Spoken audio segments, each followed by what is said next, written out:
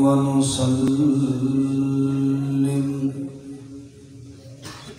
على رسوله الكريم أما بعد فأعوذ بالله من الشيطان الرجيم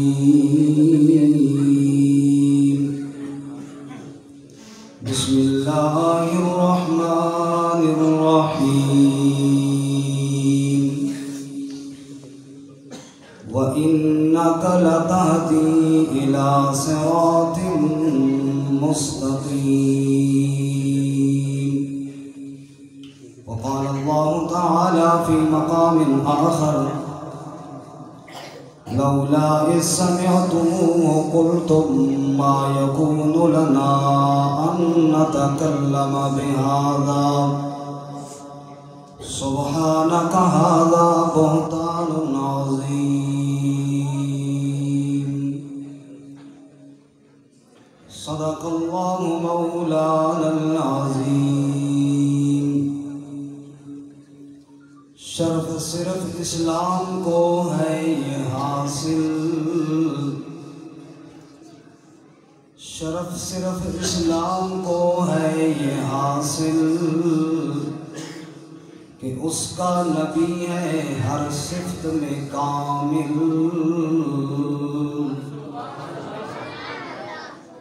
نہ دنیا کا طالب نہ دنیا سے غافل اولو الامر یعنی رحیم اور عادل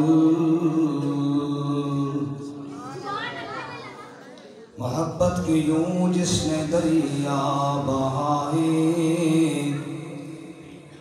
دل ان کا بھی جیتا جو سر لینے آئے وہ بندہ نوازی کے جوہر دکھائے کہ خود کھائے جاؤ اور جواہر لٹائے خوشی اپنی غیروں کے غم میں بھلا دی دیا درد جس نے اسے بھی دعا دی اللہم صلی اللہ علیہ وسلم واجب الاحترام حضرات علماء کرام اور معزز سامعین، آج کی یہ خوبصورت محفل ہادی دو عالم صلی اللہ علیہ وسلم کانفرنس کے نام سے بڑی آب و تاب کے ساتھ انعقاد پذیر ہو رہی ہے۔ یقیناً آپ سارے حضرات میرے سمیت اس محفل کے مہمانان خصوصی مداح رسول عربی اور اصحاب نبی محترم جناب وقار عمر ڈنگراج صاحب اور وکیل صحابہ علامہ عطا اللہ بندیالوی صاحب کو سننے کے لیے آئے ہیں۔ یقیناً وہ دونوں حضرات عنقریب آپ کے سامنے ہوں گے، پہنچنے والے ہیں۔ اگر وہ حضرات یا ان میں سے کوئی ایک بھی ہوتے تو میں یقیناً آپ کے سامنے کھڑا نہ ہوتا۔ بس ان کی آمد تک چند منٹ حضرت مفتی صاحب کے حکم کی تعمیل میں۔ کانفرنس کا عنوان ہے ہادی دو عالم۔ ہادی کا معنی ہوتا ہے راہ دکھانے والا۔ جب دنیا نبوت سے دور ہو جاتی ہے تو پھر راستہ بھٹکنا شروع ہو جاتے ہیں۔ عیسیٰ علیہ السلام کے آسمانوں پر اٹھا کر لے جانے کے بعد کئی صدیاں بیت گئی تھی، جس کو علماء زمانہ فترت کہتے ہیں۔ دنیا میں نبوت کوئی نہیں تھی۔ جب نبوت سے لوگ دور ہوئے تو سیدھی راہ سے بھٹکنا شروع ہو گئے اور اتنی ٹھوکریں کھائیں کہ اپنے معبود کو بھی بھول بیٹھے، اپنے ہاتھوں سے لکڑی اور پتھر کے بت تراشے، ان کو اپنا معبود اور مسجود مان کر سجدہ ریز ہو گئے۔ حالت ان کی یہ ہو گئی کہ اپنے گھر میں پیدا ہونے والی بیٹی کو زندہ درگور کرنا شروع کر دیا۔ اتنا راہ سے بھٹک گئے کہ باپ کی ملبوحہ کے ساتھ نکاح کرنے کو جائز سمجھ لیا۔ اتنا راہ سے بھٹک کر دور جا گرے کہ انسان کے خون کا پیاسا دکھائی دینے لگا۔ جب یہ لوگ بھٹکے ہوئے تھے اور گمراہ تھے اور اس قدر بھٹک چکے تھے، اللہ رب العزت نے ان کی گمراہی کو ایک جملے میں یوں بیان کیا، وَإِن كَانُوا مِن قَبْلُ لَفِي ضَلَالٍ مُبِينٍ، میرے محبوب تیرے آنے سے پہلے یہ صرف گمراہ نہیں تھے، ضلال مبین، بڑی واضح گمراہی کے اندر بھٹکے ہوئے تھے۔ وَإِنَّكَ لَتَهْدِي إِلَىٰ صِرَاطٍ مُسْتَقِيمٍ، اے میرے محبوب ان بھٹکے ہوئوں کے لیے میں نے تجھے ہادی بنا کر بھیجا ہے۔ اب تو نے ان کو سیدھا راہ دکھانا ہے، تجھے میں نے ہادی بنا کر کے بھیجا ہے۔ یا اللہ میں کیسے ان کو سمجھاؤں، میں ان کے سامنے واعظ کروں، میں ان کے سامنے تقریر کروں، میں کیسے ان کو سمجھاؤں؟ اللہ نے فرمایا میرے محبوب میں نے جتنے نبی دنیا میں بھیجے تھے ان کو جتنے کمالات میں نے عطا کیے تھے، ذالک ھدی اللہ فبھداہ مقتدی، وہ سارے کمالات تیرے اندر میں نے اکٹھے کرنے ہیں، اور وہ سارے صفتیں کمال والی تیرے اندر یکجا کرنی ہیں۔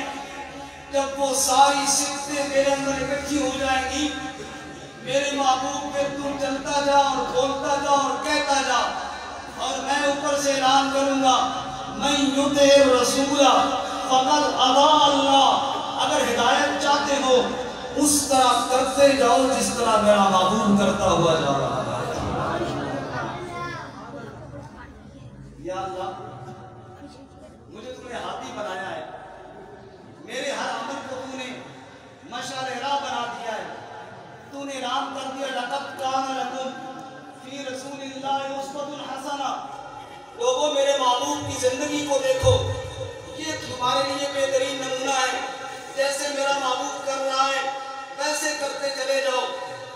اے میرے ربا میں دنیا سے چلا گیا، جب میں ہر جگہ تو نہیں پہنچ سکتا نا، تو وہاں یہ ہدایت کیسے پہنچے گی؟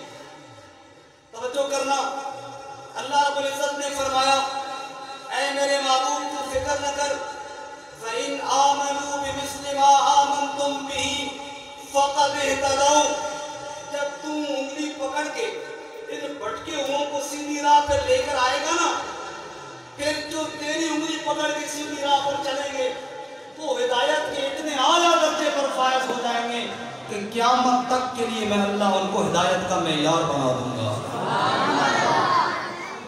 حاجی عالم نے ایسی جماعت تیار کر دی کہ وہ جماعت بھی حاجی بن گئی ہے۔ وہ جماعت بھی ابھی مولانا عبدالسمیع معاویہ صاحب سنا رہے تھے، نبی پاک نے فرمایا میرے سارے صحابہ ستاروں کی مانند ہیں، ستارہ راہ دکھاتا ہے، بھٹکے ہوئوں کو سیدھا راہ بتاتا ہے۔ ہادی عالم نے اپنی محفل میں آنے والے کو ہدایت کا ستارہ بنا دیا ہے۔ توجہ کرنا، اللہ کے نبی صلی اللہ علیہ وسلم کی آمد سے پہلے دنیا کی حالت کیا تھی، نبی پاک نے کیسے بدل دی، دو مثالیں دے کے بعد ختم کرتا ہوں۔ میں نے پہلے عرض کیا کہ لوگ خالق سے ناواقف تھے، پتھروں کی عبادت کر رہے تھے۔ مولانا الطاف حسین علی نے کہا ہم ایسے خداؤں پہ حیران پڑے ہیں جو سنگی مزاج اور دل کے کڑے ہیں، کھڑے ہیں کھڑے ہیں پڑے ہیں پڑے ہیں، جو نابود بندے خدا سے بڑے ہیں۔ 5 فٹ کا بندہ 1.5 فٹ کے بت کے سامنے کھڑا ہوا ہے، کہتا ہے یہ میرا معبود ہے.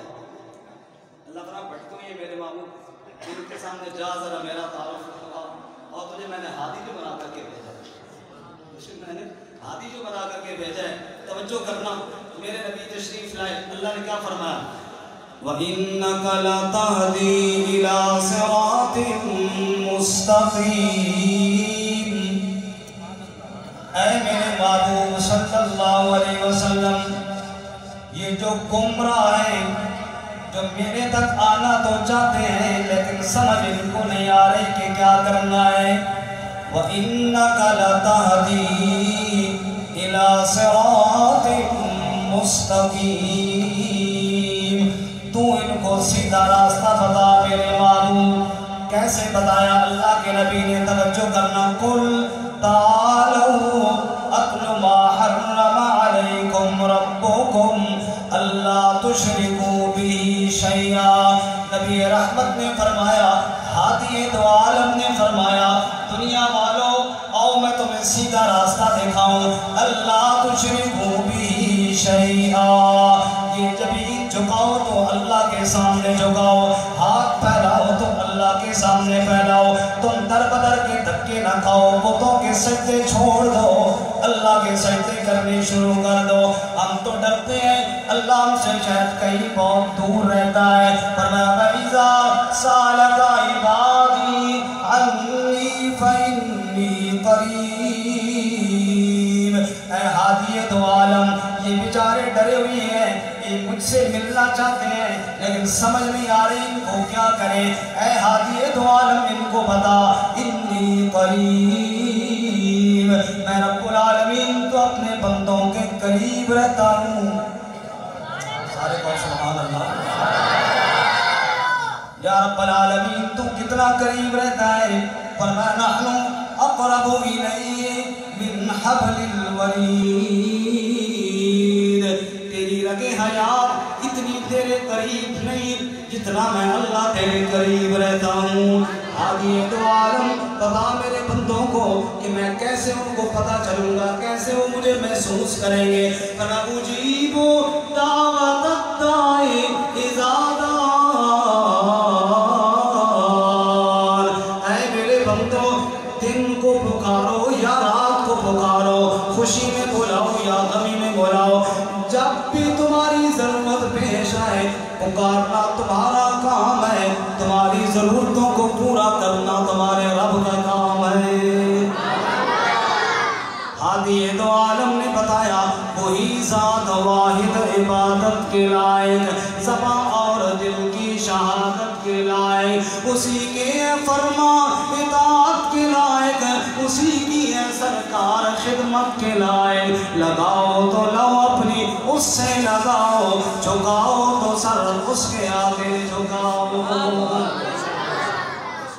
ہادی دو عالم صلی اللہ علیہ وسلم نے فرمایا وہ لوگوں بچی گھر میں پیدا ہوتی ہے، حالت تمہاری ہو جاتی ہے. وَإِذَا بُشِّرَ أَحَدُهُمْ بِالْأُنْثَىٰ ظَلَّ وَجْهُهُ مُسْوَدًّا وَهُوَ كَظِيمٌ.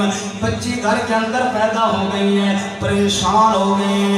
اب بچی پیدا ہونے والا وہ والد دل کے اندر یہ بات سوچتا ہے يَتَوَارَىٰ مِنَ الْقَوْمِ مِن سُوءِ مَا بُشِّرَ بِهِ أَيُمْسِكُهُ عَلَىٰ هُنٍ أَمْ يَدُسُّهُ فِي التُّرَابِ. دو باتوں میں سے ایک کام کرنا پڑے گا، یا تو بے شرم بن کے بچی کو گھر میں رکھنا پڑے گا، یا پھر غیرت دکھا کر بچی کو دفن کر کے آنا پڑے گا. اللہ کے نبی ہادی دو عالم صلی اللہ علیہ وسلم نے فرمایا اے دنیا والوں، جس بچی کو تم مصیبت سمجھ رہے ہو اس میں بچی کی آمد کا قصور کوئی نہیں، بچی دینے والا تو رب العالمین ہے. تو جو میری طرف نئے مہمان آئیں گے انشاءاللہ میں بالکل آپ کی کہے بغیر ہی چلا جاؤں گا، چھوڑ دوں گا. اس وقت تک آپ میری طرف دیں، کیونکہ میں ہٹوں گا تو آئیں گے اور میں انشاءاللہ چمٹ نہیں جاؤں گا سپیکر کو. یہ آپ سے بات ہے، تو جو میری طرف رہے. فرمایا یہ تو بیٹی گھر میں پیدا ہوتی ہے اور اس کی وجہ سے تم پریشان ہو جاتے ہو. للہ ملک السماوات والارض یخلق ما یشاء یہب لمن من يشاء إناثا ويهب لمن يشاء الذكور أو يزوجهم ذكرانا وإناثا ويجعل من يشاء عقيما. دنیا والوں یہ بیٹی دینے والا بھی اللہ کریم ہے، بیٹا دینے والا بھی اللہ کریم ہے. خبردار بیٹی کی آمد کو منحوس نہ سمجھا کرو. جس اللہ نے بیٹا دیا ہے جھولی کے اندر بیٹی دینے والا بھی وہی اللہ کی ذات ہے. توجہ کرنا ہے، توجہ کہ تھک گئے آپ حضرات. میں تو اس لیے دیکھ رہا ہوں کہ مجھے تو فائدہ ہے ان کے آنے کا، تو آئیں گے میں بس کروں. آپ کو کیا فائدہ ہے؟ میری طرف دیکھیں آپ.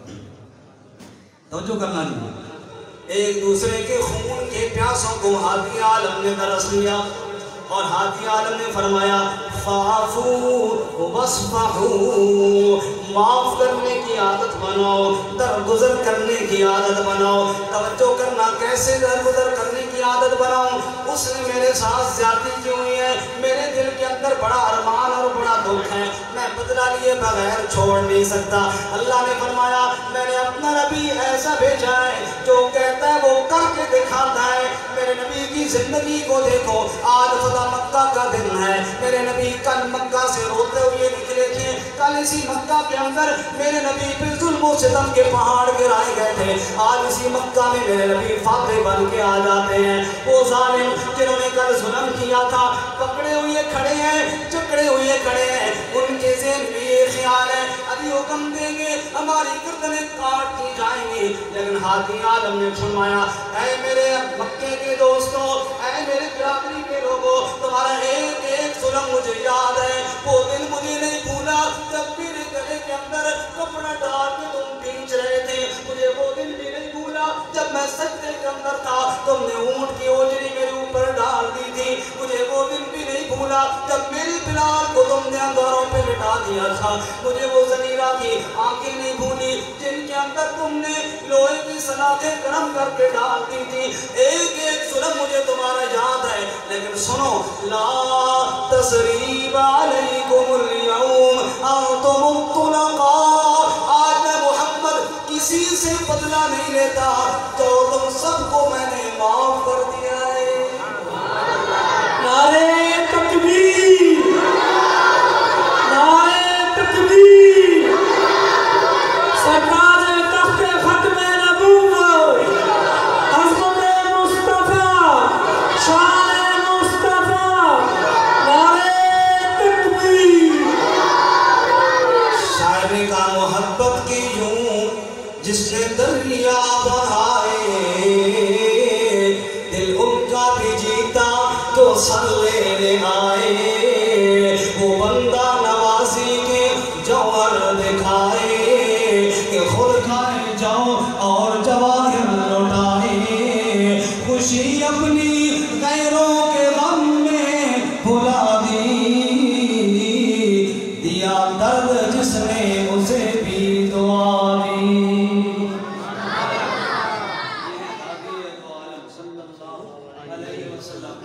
ہادی دو عالم صلی اللہ علیہ وسلم کی سیرت عرض کر رہا ہوں. بس ایک پہلو اور عرض کر کے اجازت چاہتا ہوں. ہادی دو عالم صلی اللہ علیہ وسلم نے پھر وہ جماعت تیار کی، آپ کے غلامان کی جماعت، آپ کے صحابہ کی جماعت. ہادی دو عالم صلی اللہ علیہ وسلم نے جو دعوت دی وہ ایسی کمال کی دعوت دی. اس دعوت کے جو شاہکار تیار ہوئے ان میں صداقت کا بادشاہ ابو بکر نظر آتا ہے، عدالت کا بادشاہ عمر نظر آتا ہے. توجہ کرنا، یہ اسی مکہ کے رہنے والے تھے جن مکہ والوں کے بارے میں اللہ نے کہا تھا ضلال مبین میں ہیں. آپ کو میری بات سمجھ میں آ رہی ہے؟ اس کی ذرا اونٹ ختم کر دیں. آواز آپ کو سمجھ میں آ رہی ہے؟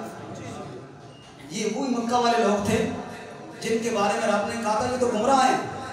اب انہی مکہ والوں میں سے ایک شخص ہے ابو بکر صدیق اور رضی اللہ تعالی. ابو بکر صدیق جا رہے ہیں، ایک بدبخت اللہ کی قرآن کی آیت کا مذاق اڑا رہا ہے. کہتا ہے لو جی اللہ قرض مانگتا ہے. قرآن میں اللہ نے کہا من ذا الذی یقرض اللہ، اللہ کو قرض دو گے. یہ اللہ کا ایک محبت پر انداز تھا. تو ایک بدبخت کہنے لگا دیکھو جی اللہ قرضے مانگ رہا ہے. حضرت ابو بکر صدیق نے اب یہ بات سنی. ابو بکر کی غیرت کہاں برداشت کرے. ابو بکر نے اس کو مارا تھپڑ, اس نعیم کو اور تڑپتا چھوڑا. وہ بھاگ گیا ہے نبی پاک صلی اللہ علیہ وسلم کے پاس. جی ابو بکر نے ہمارے اس فلاں پہ غیرت کو مارا ہے. آپ نے پوچھا کیوں مارا ہے؟ کہا جی میں نہیں مارا. ابو بکر نے کہا جی میں نہیں مارا, اس بدبخت نے رب کی توہین کی ہے اور میں اللہ کی توہین بنا کیسے برداشت کر سکتا ہوں. توجہ کرنا, آپ نے فرمایا ابو بکر گواہ پیش کر. کیا پیش کر؟ کہ یا رسول اللہ کوئی گواہ نہیں. سچا گواہ ہے کوئی؟ میں اکیلا تھا. جھوٹا گواہ دوں تو پھر ابو بکر صدیق تو نہ ہوا نا, صدیق اکبر تو نہ ہوا نا. جھوٹا گواہ کوئی نہیں. آپ فرمایا اگر گواہ کوئی نہیں ہے تو پھر تو فیصلہ اس کے ہاتھ میں جائے گا. کہا جی مجھے آپ کا فیصلہ قبول ہے, آپ فیصلہ فرمائیں. توجہ کرنا, میرے نبی نے ابو بکر کے خلاف فیصلہ نہیں کیا کہ جبرائیل قرآن لے کر آ گئے. توجہ کرنا, کیا فرمایا؟ لقد سمع اللہ قول الذین قالوا ان اللہ فقیر ونحن اغنیاء. میرے محبوب اگر ابو بکر کا گواہ زمین پہ کوئی نہیں تو عرش بری سے میں اللہ گواہی دیتا ہوں. شان سیدنا صدیق اکبر, شان سیدنا صدیق اکبر, مصطفیٰ کا ہم سفر, مصطفیٰ کا ہم سفر. پھر اسی مکہ کا فرد تھا خطاب کا بیٹا عمر, جو زمین پہ ایک رائے دیتا تھا اللہ اس کی تائید میں قرآن نازل کر دیتے. مولانا عبد السمیع صاحب فرما رہے تھے کہ ہم دفاع صحابہ کرتے رہیں گے, یہ ان کی جذبات کی بات نہیں. میں آخر میں صرف ان کی اس بات کی ایک دلیل قرآن سے عرض کر دوں. ام المومنین, بچوں ذرا چپ کرو بھائی, ادھر میری بات سنو, میری بات سنو تھوڑی. آخر میں آپ کو 20 منٹ ملیں گے پھر باتیں کر لیں گے. یہ قرآن کا حکم ہے. جب ام المومنین سیدہ عائشہ صدیقہ طیبہ طاہرہ رضی اللہ تعالیٰ عنہ پر منافقین نے الزام لگایا اور مدینہ کے گلی کوچوں میں ابو بکر کی بیٹی نبی اکرم صلی اللہ علیہ وسلم کی رفیقہ حیات کی عزت کے بارے میں بکواسات ہو رہے تھے. اس وقت ایک تو وہ منافق تھے نا جو باتیں کر رہے تھے, کچھ سادہ لوگ مسلمان بھی تھے. میں ان دونوں کی بات نہیں کر رہا. ایک گروہ اس میں مسلمانوں کا ایسا بھی تھا جو اس وقت خاموش تھا. یہ جو باہر برآمدے میں باتیں کر رہے ہیں نا, وہ بھی ذرا تھوڑا توجہ میری طرف کر لیں تو بہت پیاری بات ہو رہی ہے. انشاءاللہ ایمان تازہ ہوگا آپ کو, اللہ آپ کو خوش رکھے. تھوڑا میری طرف توجہ کریں. مسجد میں جو بندہ آیا اور خصوصاً جب قرآن اور حدیث کی بات ہو رہی ہو, اللہ اور اس کے نبی کی بات ہو رہی ہو, اپنی ساری باتوں کو بندہ تھوڑی دیر کے لیے خاموش ہو جائے. توجہ ہے آپ سب حضرات کی؟ ٹائم ایسے کہ بندہ بات نہیں کر رہا. دیکھ لو سب بھی علماء مہمان آنے والے ہیں اور آپ آپس میں باتیں کرتے رہیں گے. لوگ کیا کہیں گے, یار یہ بڑے چنگے لوگ ہیں. تو ایک طبقہ مسلمانوں کا صحابہ کرام میں سے ایسا بھی تھا جس نے خاموشی اختیار کی. حضرت عائشہ کے بارے میں باتیں خاموش, ہم کچھ نہیں کہتے. وہ تمہارا کیا خیال ہے کہ ہم کچھ نہیں کہتے, نہ ہم برا کہتے ہیں نہ ہم صحیح کہتے ہیں, بس ہمارا کام خاموشی کا ہے. اللہ نے سورہ نور میں ان خاموش رہنے والوں کو بھی ڈانٹا اور اللہ نے فرمایا لولا اذ سمعتموہ قلتم ما یکون لنا ان نتکلم بہذا سبحانک ھذا بہتان عظیم. تم چپ کر کے بیٹھ گئے تھے, بات ہو رہی تھی میرے نبی کی عزت پر. عائشہ کس کی عزت تھی؟ رسول اللہ سے. آپ کی عزت تھی نا. ہن لباس لکم وانتم لباس لہن. رب فرماتا ہے میرے معبود سنو, شوہر بیوی کی عزت ہوتا ہے, بیوی کے لباس ہوتا ہے, بیوی شوہر کی لباس اور اس کی عزت ہوتی ہے. عائشہ میرے نبی کی پگڑی ہے اور میرا نبی عائشہ کا دوپٹہ ہے. عائشہ نبی کی عزت تھی, نبی عائشہ کی عزت تھا. جب عائشہ کے بارے میں بات ہو رہی تھی تم چپ کر کے سن رہے تھے اور تم یہ کہہ رہے تھے کہ ہم خاموشی اختیار کرتے ہیں, ہم کچھ نہیں کہتے. لولا اذ سمعتموہ قلتم ما یکون لنا ان نتکلم بہذا سبحانک ھذا بہتان عظیم. تم نے ان کا الزام سن کر یوں کیوں نہیں کہا جیسے اللہ شریکوں سے پاک ہے ایسے عائشہ عیب سے بھی پاک ہے؟ میرا بھائی، جب صحابہ کرام کے بارے میں تان ہو رہے ہیں، جب صحابہ کرام کے بارے میں جذبات کی بات نہیں، یہ سوچنے کی بات ہے، اللہ کا حکم ہے، جب صحابہ کرام کے بارے میں لوگ بکواسات کر رہے ہوں، پھر جتنی میری وسعت ہے، جتنی آپ کی وسعت ہے، کم از کم اتنے بات کرنا آپ پر فرض ہے، یہ اللہ کے قرآن کا حکم ہے۔ اس لیے مولانا عبدالسمیع صاحب جو بات لیا، میں اس کی تائید کے ساتھ ایک گزارش اور کرنا چاہتا ہوں۔ آپ لوگ جہاں بیٹھتے ہیں، دکان میں بیٹھتے ہیں، ہوٹل میں بیٹھتے ہیں، ہر ایک کا اپنا ہلکا احباب ہوتا ہے، 2-4 بندے ہر ایک کے ساتھ کم از کم ہوتے ہیں، جن کے ساتھ گپ شپ ہوتی ہے۔ آج یہ پیغام لے کر جائیں، ان کے سامنے ہم نے اتنی بات ضرور کرنی ہے، یار یہ بڑے بدبخت ہیں جو صحابہ کرام کے کام کریں گے یا نہیں کریں گے؟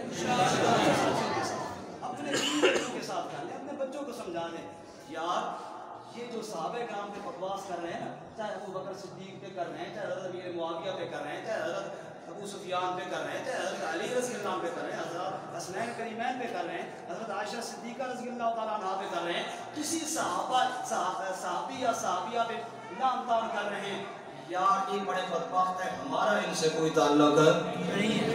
اتنی بات کہو گے؟ یہ میرا حکم ہے یا اللہ کا حکم ہے؟ اللہ تعالیٰ ہمیں توفیق عطا فرمائے۔ وآخر دعوانا اللہ